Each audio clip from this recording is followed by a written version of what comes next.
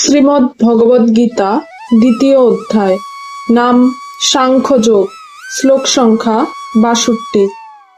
ধ্যায়তো বিষয়ান পুংসঃ সঙ্গস্তেষুপজায়তে সঙ্গাৎ সঞ্জায়তে কামঃ কামাৎ ক্রোধভিজায়তে।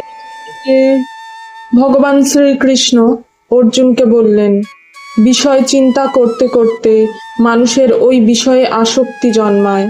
আসক্তি হতে কামনা উৎপন্ন হয় এবং কামনায় বাধা পড়লে ক্রোধের জন্ম হয়। রাধে রাধে।